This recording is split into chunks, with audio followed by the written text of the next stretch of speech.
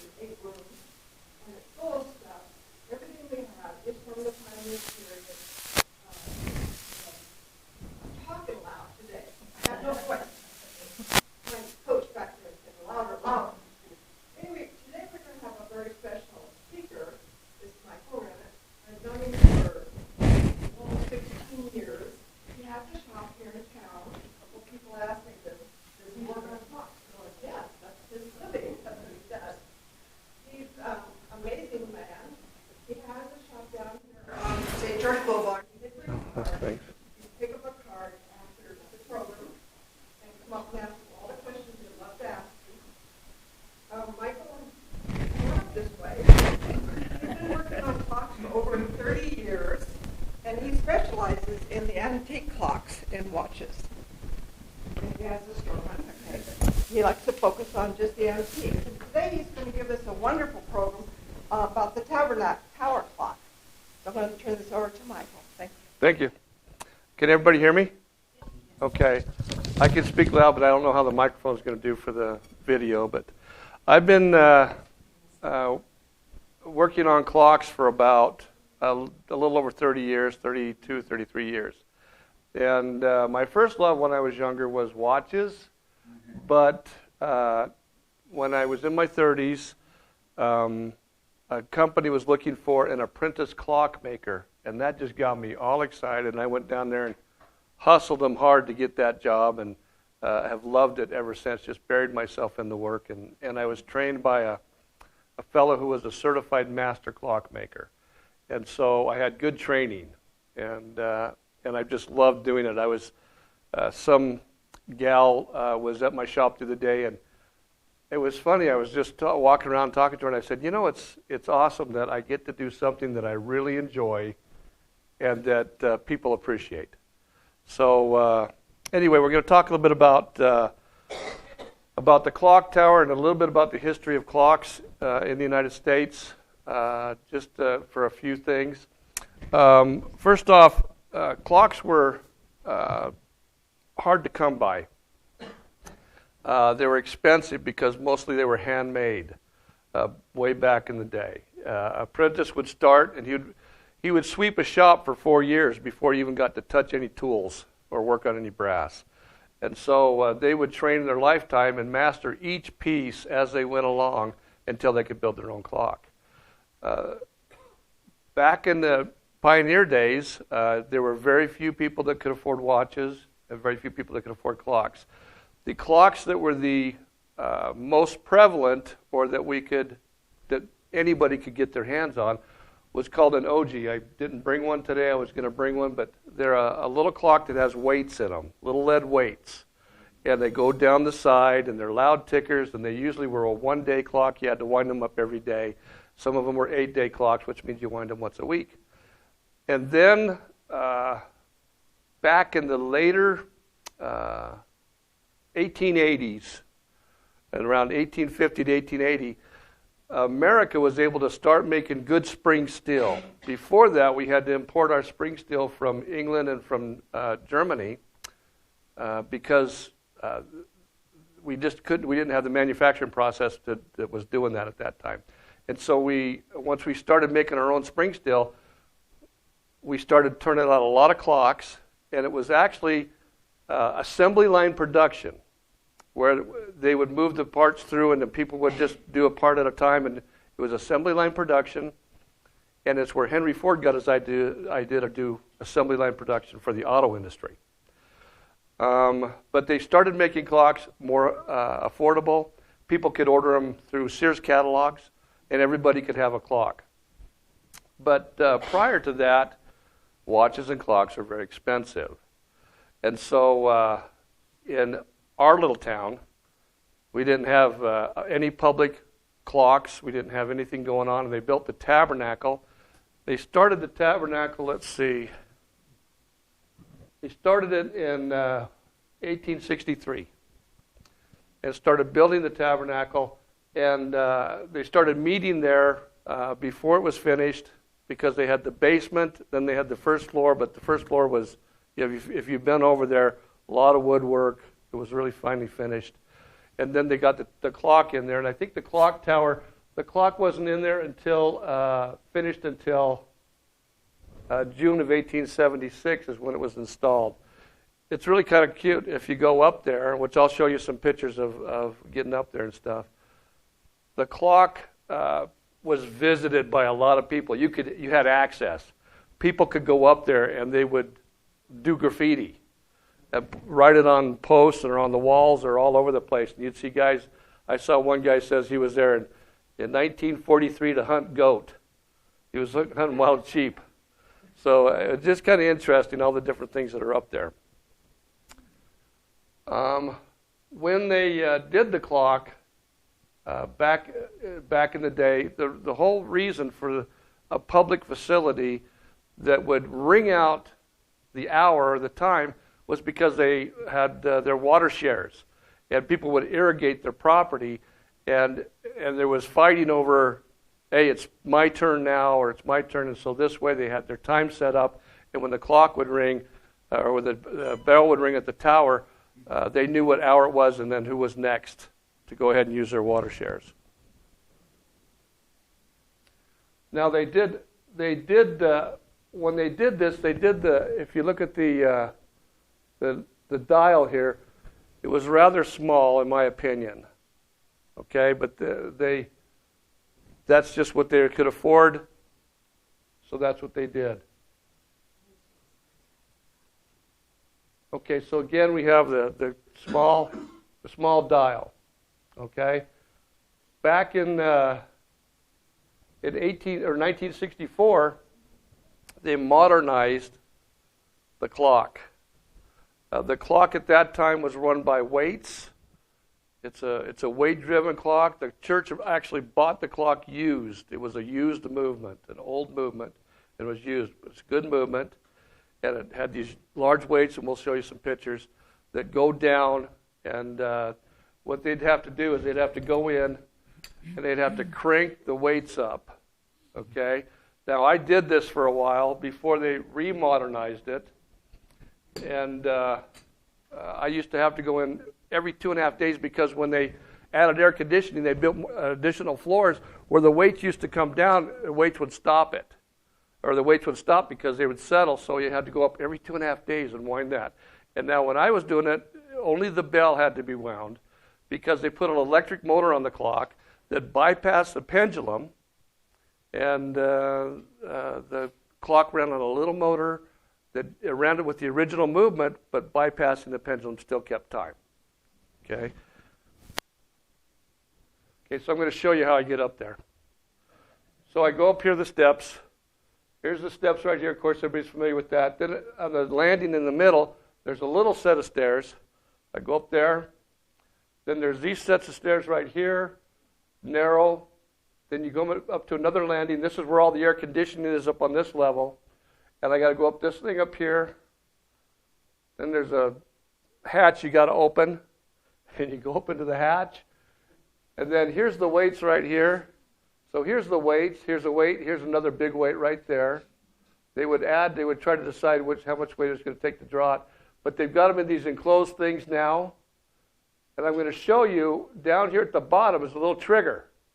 So as the weights drop down and trigger this switch, there's a motor, and I'll show you that, automatically winds it up now. So they have restored this clock to its original use. They did this in about 10 years ago, I think. They restored the clock and tried to make it more pioneer time when it was originally done, which meant that when they did it in 1864 and remodeled and put the electric motor on there, they made bigger dials, which were great because you could see it from the streets a lot easier. When they modernized it again and tried to make it more historically correct, it got smaller. So the dials are small again, which I don't like, but they did renovate the inside so that you could go ahead and put electric motors on it and still use it correctly. There's ropes up here that take it. Now, from this landing, I got to go up another little set right here. Then there's a teeny set of stairs. I start at the bottom down here. That's where I've climbed the rung up there, and I got to go up these stairs. I got to duck because of this beam right here. And then now I'm up where the landing where the clock is. Right here is just another picture of where the ropes come down and they grab those weights, okay?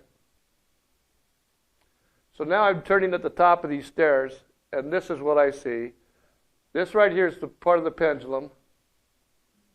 This is the original works. This is all the part of the original works of the clock. This pendulum is about 10 feet long.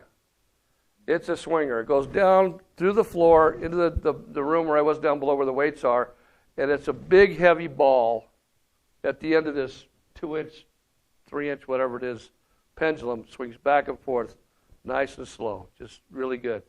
There's a trigger over here. I don't know if we can see a better picture of that.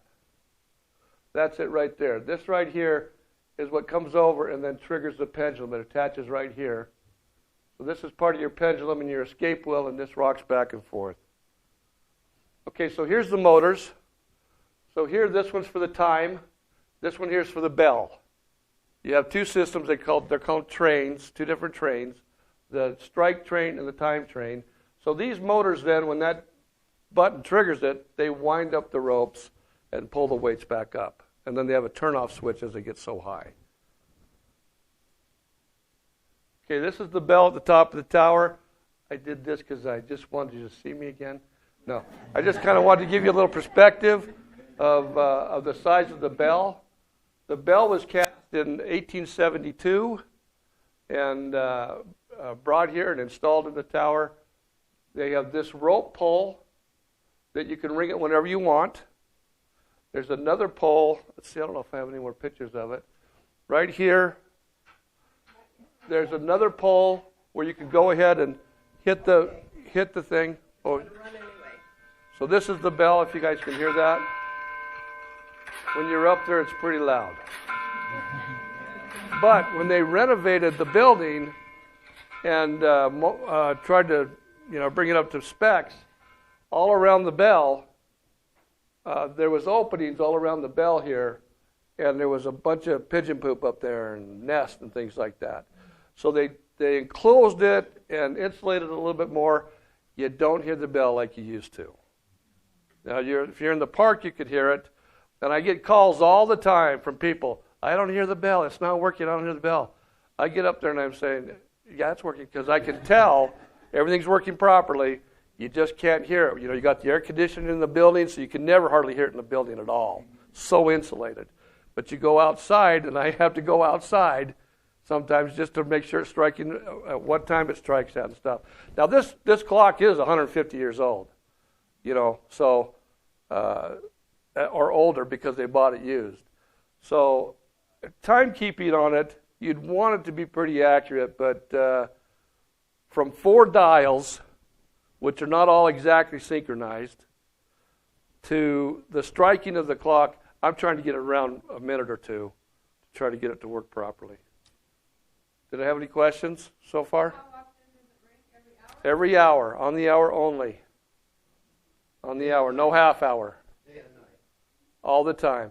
It runs. What time is it? It rings the hour. Whatever the hour is, rings the hour. I got this right here. This is an old piece that came off that I had to have remade. This here counts the bells. It counts the strikes. How many? It's called a rack. It drops down. This rests on a position. This used to be the thing right here, but this thing broke too, so I had to have this fixed. It would fit on a sleeve that went around this. It looks like a seashell, or spiral action. So rings, when it falls on the top part, it would ring 1 time. It goes away into the inside part of the spiral, it would ring 12 times. So this here would drop, and then there's a lever that would pick it up. We tried to show a video. I have a video of it working. If you go to my Facebook site, there's a video on there, or on YouTube. There's a video. We just couldn't upload it for some reason. It was a struggle. But anyway, rings every hour, not on the half. Okay, so more about the company. This is who made it. Right here, it says 1872. Country, they cast bells for a long time. Okay, this is the model of the OG. They call it an OG just because of the kind of woodwork it is right here. This is called an OG for woodworkers. It had weights where the line would come up, go over a little teeny wheel, and then the weights would come down on the inside on both sides. One for time and one for strike. It was what most people could afford. They built this clock to about maybe 1860, and there's a number of them around. But this is what they could afford until they came out with the clock like this one right here. This clock right here is a kitchen or a parlor clock, and this is what started becoming more available to everybody. They got 100 different styles of this, or more than 100. Some call them gingerbread because they had like a pressed wood thing that had things on it. Some of them were nicer, okay, solid wood fixings and stuff. The movements that went in a lot of these are like this one right here. This is just an old stuff that I keep around for parts. 2 springs. But this is so common. This is typical like A-frame type movement. This is so common. Time and strike only. This is what is in almost every one of those old Tambourne styles, or the black lacquer with the lion's heads on the side. This movement's in hundreds and hundreds of different clocks. I mean, thousands of clocks. But anyway, that's what you see more today. This is a similar but more modern, a little bit later production. And then we get into kitchen clocks. This is the coolest little kitchen clock right here. This is a wind-up. Now, they made a lot of these that were electric, and they had little buttons on them that you could pull a pin out, and it would turn on your coffee maker in the morning before you got up, if you had the pot ready, so you could get up to fresh coffee or whatever it is that you want to do. So just, I love clocks. I can't talk enough about them. Another really nice style. I can't remember what this one's called. Pillar and scroll, yeah. Pillar and scroll clock. Very nice. It's really interesting how you could get a lot of artwork on them. And then they had fancier hands, some of these. And then some of the movements they made much nicer on the inside. Now, prior to these clocks, this clock right here is called a wooden works clock. I think it's quarter-sawn oak. Not sure. I thought it was. I think it is. But it's oak clock. It's a special wood. They had this was made during the war around 1812 when they were using all the brass. All the brass was going to the war effort. So they made these wooden works clocks, wooden wheels. The only thing that's still is the arbors that go through them and hold the wheels in place. Kind of cool. So I thought that was interesting. This is a more modern grandfather clock movement, a little bigger, a lot more involved. This is a decent one. This is what I work on a lot. I do this and these every day, these little old ones every day.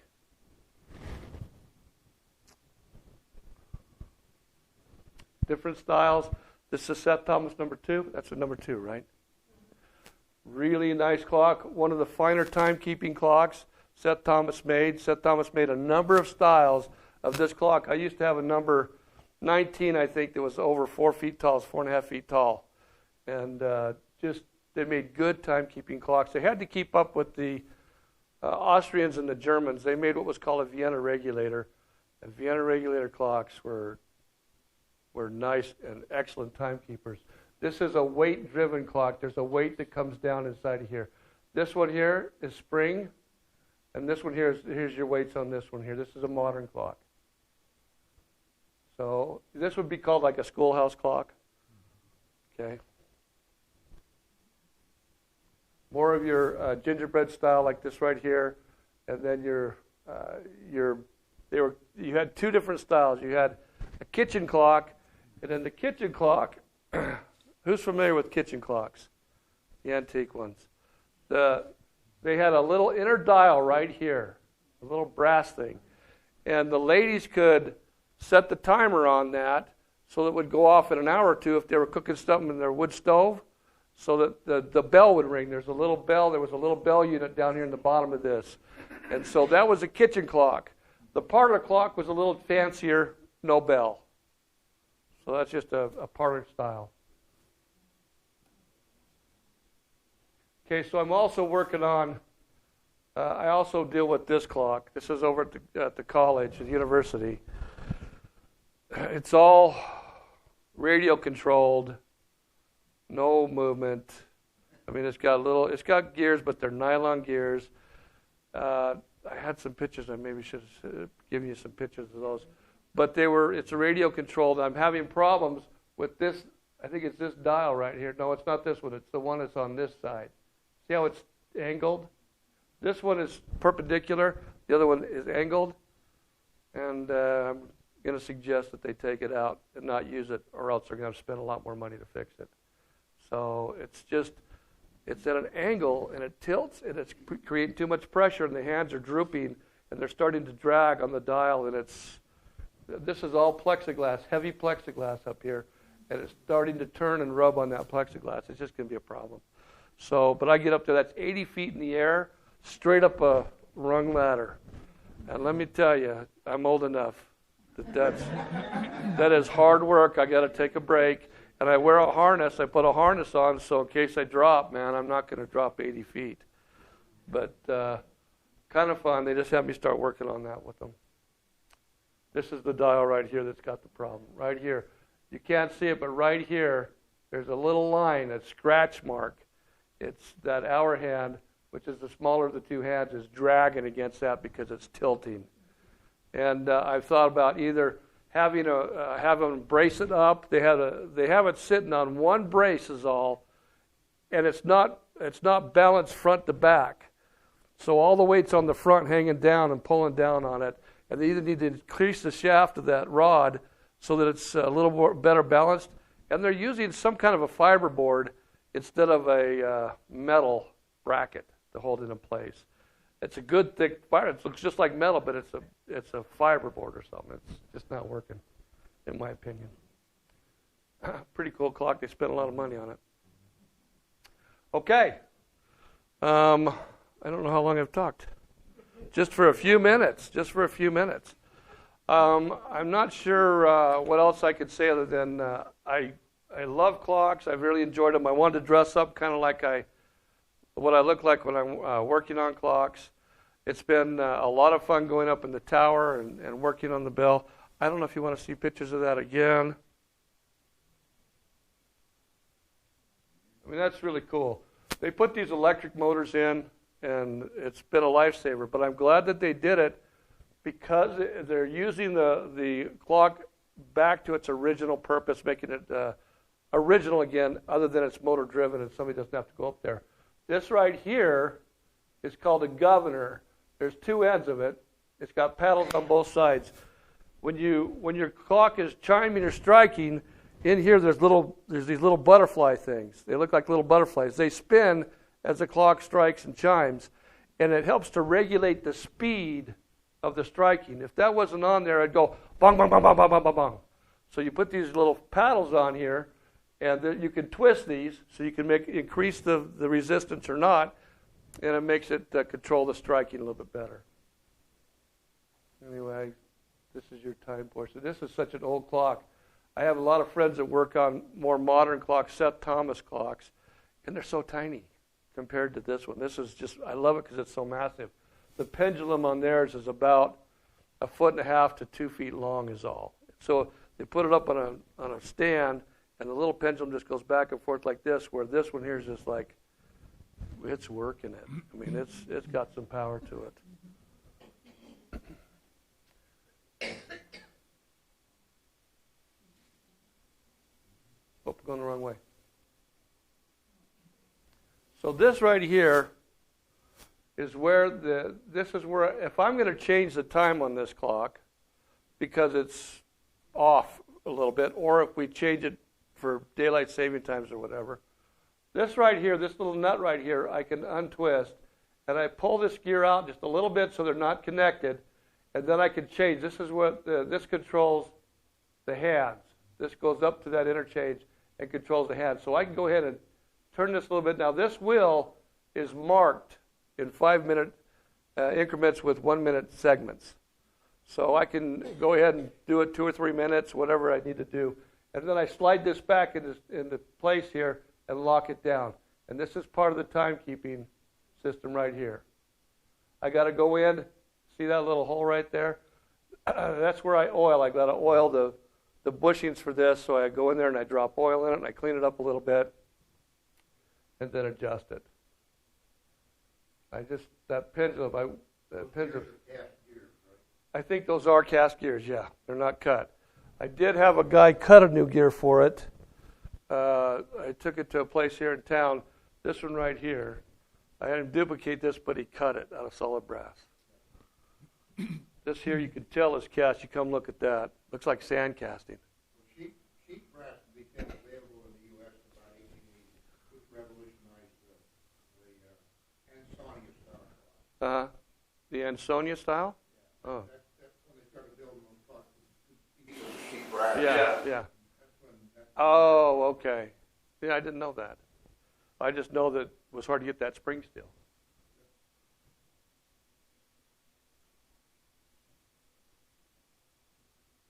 That's all I've got right there. I thought I had a picture of the interchange above.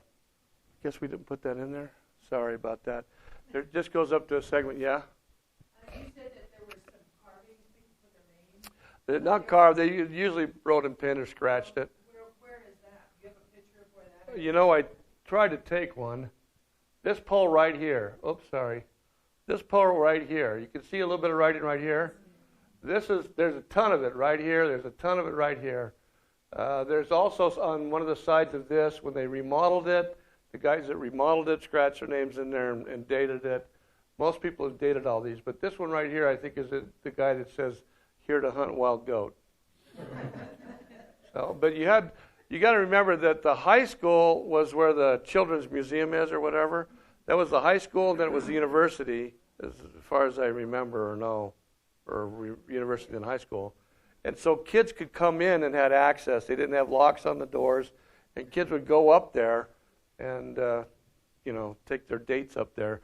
Now, I did go up there one time in the balcony, and you have a little door. I didn't take a picture of it, but there's a door that you can open, and you can step out of the balcony around the clock. So I do that almost every time I'm up there so I can make sure that the hands are coordinating with what the clock says. And one year I went up there and I took my family. This is before I was a job. This is when it was a service, before I got paid. And I went up there and I took my family up there and turned off the lights around the balcony and watched the fireworks with my kids and the family. So that was kind of fun. But I wouldn't do that now because now it's a job and I feel like I'm responsible more, I guess, instead of servicing. How big is the clock thing? Now, there's one, is it upstairs? There's one upstairs that was like the original size. It has some of the old hands on it. And you can go look at it. I don't even know what it is, but I know that the ones now, they're smaller, and they put different hands on there that when the sun hits it just right, I can't tell what time it says because they got shadows and they got holes in the hands. So the shadow is weird when you look at it sometimes up there. So I can't really tell what time it is. I like the old style better because it was definite and you could see it. It was at least another foot, maybe 2 feet round, all the way around the circumference. So it was big enough that you could really tell. Yes? They've thought about that. They've thought about doing something like that. I know they have. I was in Cedar City a few weeks ago, and they had a clock tower there too, an old clock tower. The church was doing this. They had one up in Cedar. I was in Kanab, so I was in Kanab, and the clock started going off, and it sounded beautiful, multiple bells. I found out who was in charge of that and went and talked to the guy, and it's all electronic now. They replaced it. They sent the original movement up to Salt Lake. It's gone. It got lost. And the guy wishes he could have the original movement in there. But it's electronic, and it plays church tunes on bells. So it sounds really cool. But who's going to take your place? That's a good question. I actually took the place of a guy that was from Salt Lake. He'd come down from Bountiful. And I'm going like, why did you do that? I used to maintain it for him, years before that. But when they modernized it, there was a guy that didn't like me. He didn't like me because he wanted the movement. He wanted it in his house. And I knew he did, and I didn't like that at all because, they disappear that way. And so he didn't like me. He kind of ousted me when they modernized it. And then they were looking for somebody because it broke down again. Something happened with the weights came crashing down. Something happened up there, and it started running, then it broke, and the weights came crashing down. So I went up there and had to put everything back together, put switches in there and stuff. And they asked me to maintain it. I said, "You bet. I did it before. I can do it again." So anyway, he didn't like me because I didn't like the fact that I thought he was going to take it. They're on rope. They're on a thick climbing rope, real thick. And they got extra weights laying around up there, too. They're just those disc and some older, heavier ones. I'm sure they experimented over the years on what was necessary and what wasn't. Yes? This is a non-technical question, but are young people, are they not buying clocks anymore? I had a good statement the other day from somebody. A lot of kids will look at restoring Grandma or Grandpa's clock. But if they don't have one, it's funny. This lady came in and she said something that made so much sense to me. As we get older, we reminisce about Grandma and Grandpa or Mom and Dad. And sometimes if we don't have a clock, but we remember their clock, we will buy a clock because we have a little more money than the kids do or a little excess cash, and we want something to remind us of our childhood or something like that. And so there's a lot of older people that are buying clocks. But kids, not so many. Kids are, like I love watches. All my watches are vintage watches. I have one or two maybe that are modern. I have one battery operated.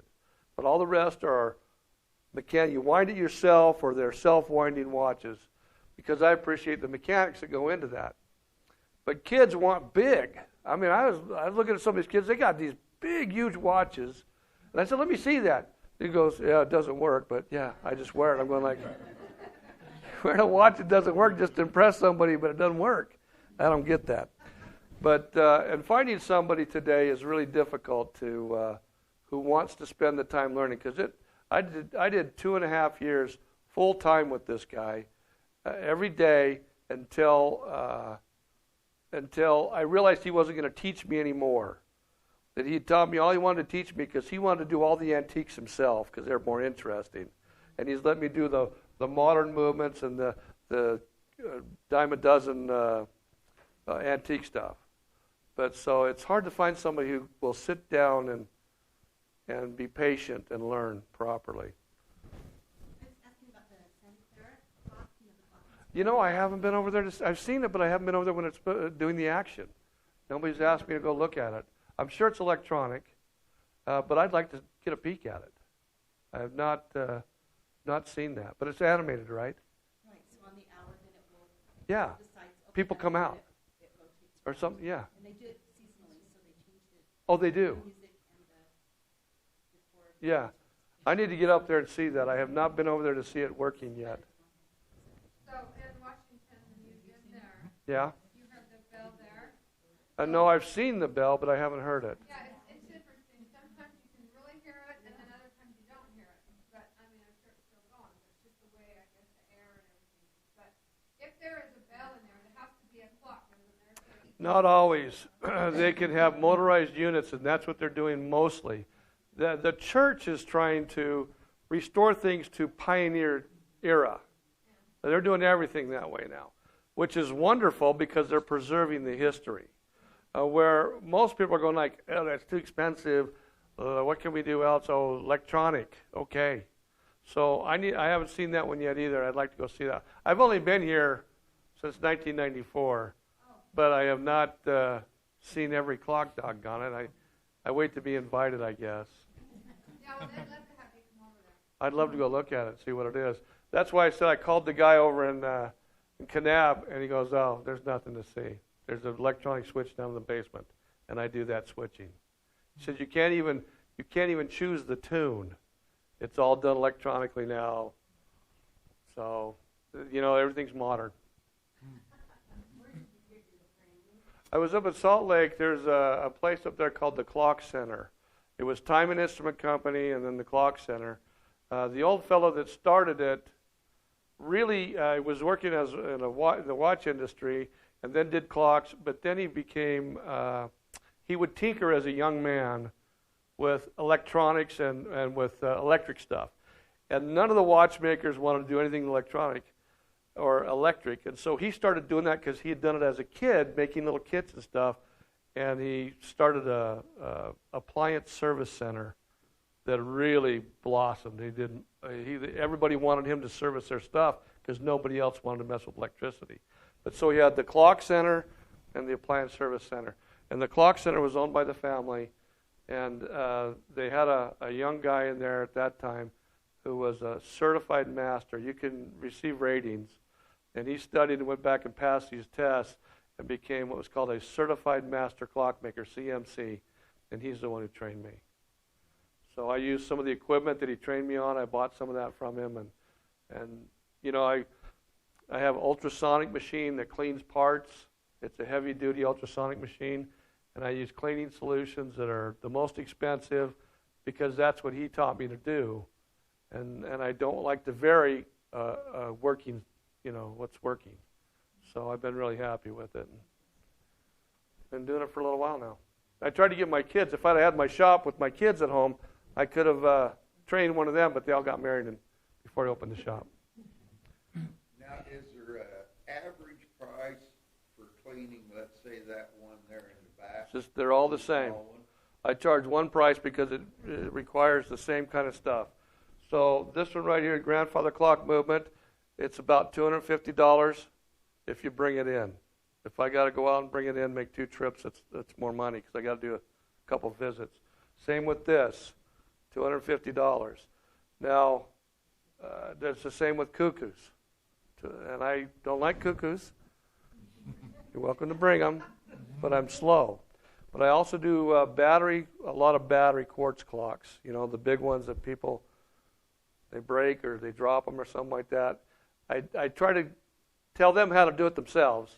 And I'll sell them a movement, or I'll tell them where to go get the movement, the little black box that goes in the back, because to me, that's not really a clock. It tells the time, but it's not a clock. I like the mechanics. I like the mechanical ones, the things that really took precision engineering and are fun. These are fun to me. Those are not fun. How often should you clean that kind of a clock? That's a good question. I read in a manual years ago, put out by a really well-known clock company that was high dollar, all in America made. Most of your movements come out of Germany. These were made in America. This is a Sessions, but Seth Thomas, Ingram, so many had these type of movements. When they were able to do the spring still and the assembly line production, people came out of the woodwork making clocks. But these clocks, I would say, you know, something like that, 5 years is, you know, you don't need to do it every few years, just every 5 years maybe.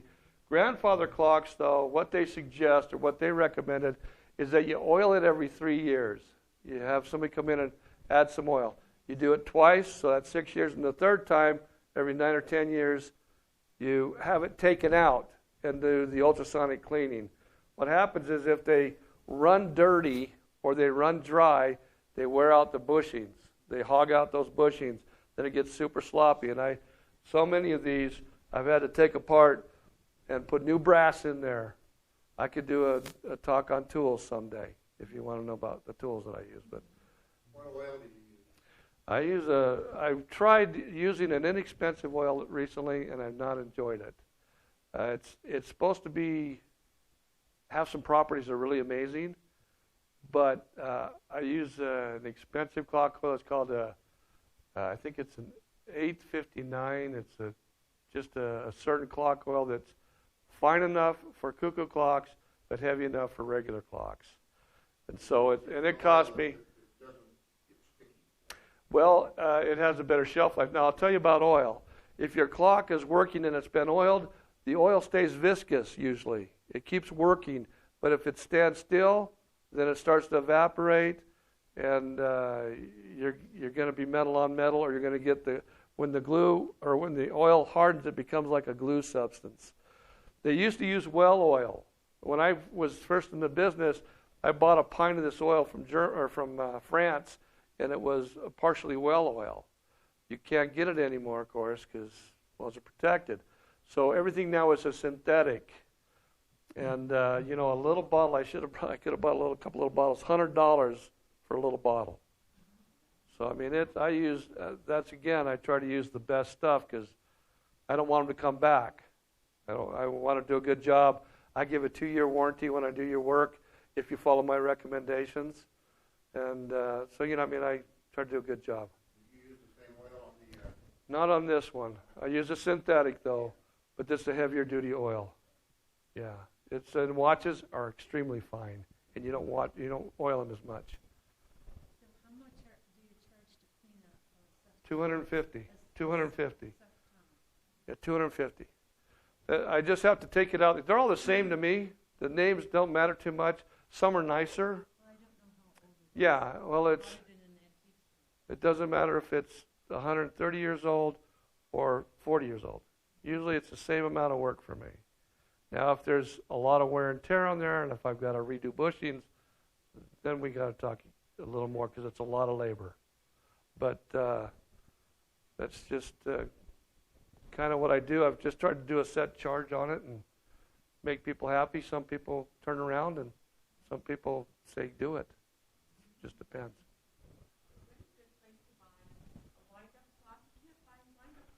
You really can't. You know, and I got to be honest with you, some of the antiques or the older clocks are much better than the new clocks that are coming out. So, you know, I would much rather work on an antique than a new clock because the tolerances that they're using for these new clocks are so sloppy, and we talk about it in the industry. I got friends from South Africa and England and all around the United States and Australia. We talk a lot, and we talk about the sloppiness of this movement, and they make more movements than anybody else for grandfather clocks and different clocks. So a good antique is going to be worth more money, or easier to work on, or better. Anything else I can help you with? There's a clock upstairs that has the date and the time. Calendar clock. Does that work still? I don't know. I haven't worked on any of these here. I'm sure I can make it work. I mean, you know, it's just, That's my question. So we have like 6 clocks upstairs. yeah. And they could all be made to work, probably. Yeah, if you want to pay for it. No, I mean, seriously, I mean, we should fix like have one good clock here. That would be really cool. Now, there was a clock back in the day, too, that was called a Naval Observatory self-winding clock. Now, they had big batteries in them. Old school, you know, they called them railroad batteries. They had the 2 prongs at the top, and you screwed down little things to them. Now, they were using those. It was a self-winding clock. It was basically a clock, but they would wind the little spring in there that kept it running. Now, those clocks were really interesting because they were all slave clocks. A slave clock is a clock where they get a signal from a different clock that's a master clock, and it straightens it up and corrects the time. Now, these were all public clocks. You had them in public places everywhere. You could rent them, and you couldn't own them, you rented them. And they all had a telegraph wire going through them, and that was the master. Every day at 12, there was a guy in Washington, D.C., that it was his job that exactly at 12 he'd press the button, a little red light would come on, and all the guys that were going to set their clock would set their clock to that red light because they knew it was 12 on the button, and then they would line up the clock so they were all correct every day at 12 o'clock. So There was a radio signal out. now there's a radio signal. Yeah, back then, though, it was telegraph wire.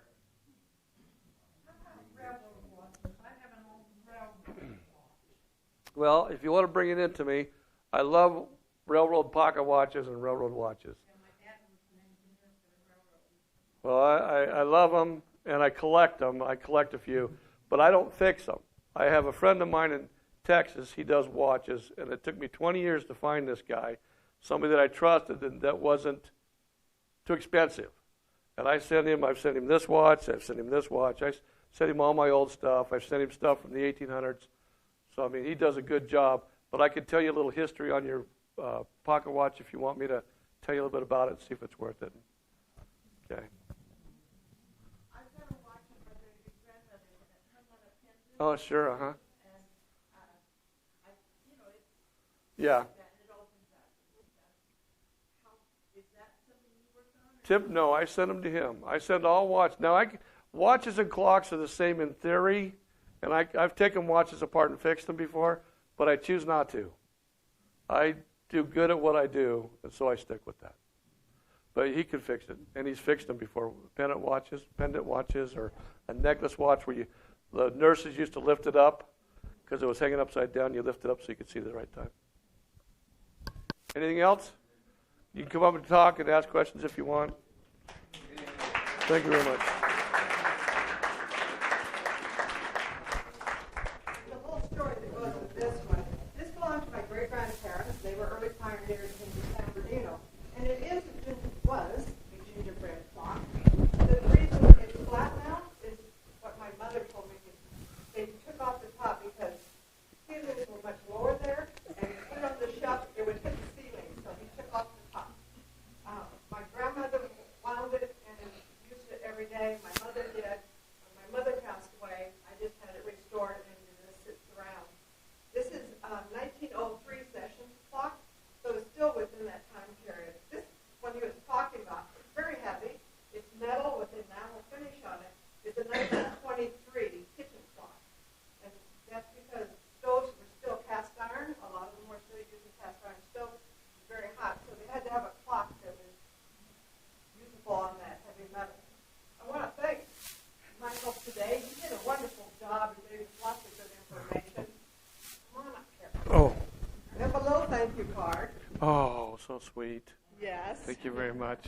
He did a good job. Thanks to the Daughters of Utah Pioneers to have me up there. Yeah. I appreciate it.